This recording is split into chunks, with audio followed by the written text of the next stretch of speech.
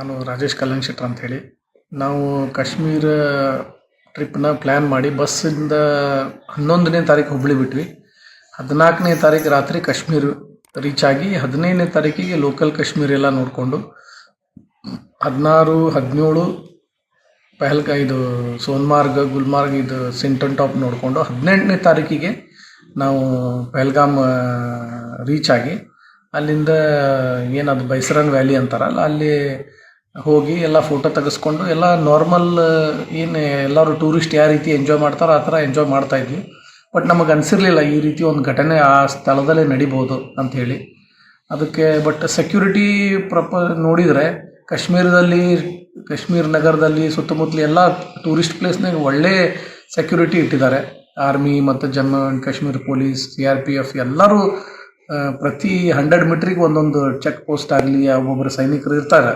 But ಈ ಪಹಲ್ಗಾಮ್ ಮೇಲೆ ಏನಿತ್ತಲ್ಲ ಅದು ಪೀಸ್ಫುಲ್ ಇರೋದ್ರಿಂದ ಇಟ್ಟಿದ್ದಿಲ್ಲೇನೋ ಅನ್ನಿಸ್ತದೆ. ಬಟ್ ಬಹಳ ದುರ್ಘಟನೆ. ನಾವು ನಮ್ಮ ಇಡೀ ಟ್ರಿಪ್ 14 ದಿನ ಟ್ರಿಪ್ ಬಹಳ ಎಂಜಾಯ್ ಆಗೈತೆ ಅಂತ ಹೇಳುವಷ್ಟು ನಮಗೆ ಆ ಘಟನೆ ಬಹಳ ದುಃಖ ತಂದಿದೆ. ಆ ಘಟನೆಯಲ್ಲಿ 26 ಜನ ನಮ್ಮ ಭಾರತ ದೇಶದ ನಾಗರಿಕರು, ಎಸ್ಪೆಷಲಿ ಗಂಡಸರು, ಅವರ ಧರ್ಮವನ್ನು ಕೇಳಿ ಹೊಡೆದಿದ್ದಾರೆ.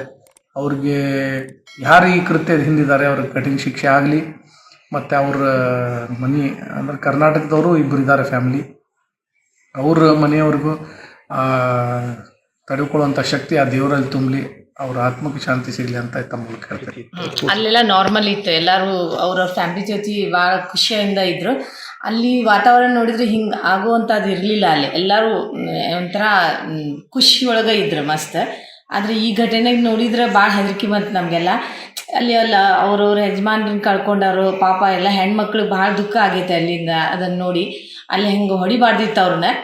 ಅವ್ರು ಕಳ್ಕೊಂಡಂಥವ್ರಿಗೆ ಭಾಳ ದುಃಖ ಆಗೈತೆ. ಅದನ್ನು ದೇವರು ಅವ್ರಿಗೆ ಶಕ್ತಿ ಕೊಡಲಿ ಅಂತ ಕೇಳ್ತಾ ಇದ್ದೀವಿ. ಮತ್ತು ಇದನ್ನು ಮಾಡಿದಂಥವ್ರಿಗೆ ಶಿಕ್ಷೆ ಆಗಲೇಬೇಕಂತ ಹೇಳ್ತೇನೆ. ಆ ಉಗ್ರರನ್ನ ಹಿಡಿದು ಅವ್ರಿಗೆ ಭಾಳ ಶಿಕ್ಷೆ, ಇಂಥದ್ದು ಇನ್ನೊಂದು ಕೃತ್ಯ ಮಾಡಬಾರ್ದು ಅಂಥೇಳಿ ಅವ್ರಿಗೆ ಆಗಬೇಕು ಅಂಥ ಶಿಕ್ಷೆ ಕೊಡಲಿ ಸರ್ಕಾರ ಅಂತ ನಾನು ಕೇಳ್ಕೊತಾ ಇದ್ದೀನಿ. ನೀವು ಯಾವತ್ತೂ ಅಲ್ಲಿ ಇಡೀ ದಿನ ಸಮಯ ಕಳೆದಿದ್ರಿ? ನಾವು 18ನೇ ತಾರೀಕು ಅಲ್ಲಿ ಇದ್ವಿ. ನಾವು ಅಲ್ಲಿ ಏನು ಅನಿಸ್ಲಿ, ಭಾರಿ ಎಂಜಾಯ್. ಅಲ್ಲಿ ಮೇಲೆ ಹತ್ತಿ ಹೋದ್ಕೂಳು ಭಾರಿ ಖುಷಿ ಆಗಿಬಿಡ್ತೈತ್ರಿ. ನೋಡಿದ ಕೂಡ ಒಂಥರ ಖುಷಿ. ಎಲ್ಲ ಮಕ್ಕಳಿಗೆ ಕೂಡ ಅದು ನೋಡಿದರೆ ಆ ಪ್ಲೇಸ್ ಅಷ್ಟು ಚಂದ ಐತಿ. ಅಂಥ ಪ್ಲೇಸಿಗೆ ಹೋಗ್ತೇವೆ. ನಮ್ಮ ಇಂಡಿಯಾದಾಗ ಅಂಥ ಪ್ಲೇಸ್ ಐತೆ ಅಂತ ನೋಡಿದ್ರೆ ಅಂಥ ಖುಷಿ ಆಗತ್ತೆ. ಅದು ಇಂಥದ್ದು ಅಲ್ಲಿ ನಡಿಬಾರ್ದಿತ್ತು, ನಡೆದೈತೆ. ಅದು ಇನ್ನು ಮುಂದೆ ನಡೆಯಂಗಿಲ್ಲ, ಅದು ನಡಿಲಾರಂಗೆ ಮಾಡ್ತಾರೆ ನಮ್ಮ ಸರ್ಕಾರದವ್ರು ಅಂತ ನಮ್ಗೆ. ಫ್ಯಾಮಿಲಿ ಮೆಂಬರ್ ಎಷ್ಟು ಜನ ಹೋಗಿದ್ರು? ನಾವು 46 ಜನ ಇದ್ದೀವಿ ರೀ ಅಲ್ಲಿ. ಆದರೆ ಸ್ವಲ್ಪ ಏಜ್ ಆದವರು ಬಸ್ ಒಳಗೆ ಕೂತಿದ್ರು, ಉಳಿದವ್ರು ಒಂದು 30 ಜನ ಮೇಲೆ ಹೋಗಿದ್ದೀವಿ ನಾವು ಕುದುರೆಯಿಂದ. ಸುರಕ್ಷಿತವಾಗಿ ವಾಪಸ್ ಬಂದ್ವಿ. ನಾವೆಲ್ಲ ಸುರಕ್ಷಿತವಾಗಿ ಬಂದ್ವಿ, ಖುಷಿಯಾಗಿ. ಹಂಗೇನು ಆಗಿಲ್ಲ ಅಲ್ಲಿ. ಇಂಥ ಘಟನೆ ನಡೀತೈತೆ ಅಂತ ಯಾರಿಗೆ ಅನ್ಕೊಂಡಿನೇ ಇಲ್ಲ ನಾವೆಲ್ಲ ಅಲ್ಲಿ. ಏನು ಅನಿಸ್ತು ಮೇಡಮ್ ಈ ಘಟನೆ ನಡೆದಾದ ನಂತರ? ಏನು ಅನಿಸ್ತು? ಭಾಳ ದುಃಖ ಅನ್ನಿಸ್ತು. ಇದು ಆಗಬಾರ್ದಿತ್ತು. ನಾವು ಅಲ್ಲಿ ಹೋಗಿದ್ದ ಖುಷಿ ನಮ್ಗೆ ಹೋಗ್ಬಿಡ್ತು ನೋಡ್ರಿ. ಇದನ್ನು ಸುದ್ದಿ ಕೇಳಿದ ಕೂಡಲೇ ನಮ್ಗೆ ಭಾಳ ದುಃಖ ಆಗಿಬಿಡ್ತು. ಇಂಥದ್ದು ನಡಿಬಾರ್ದು.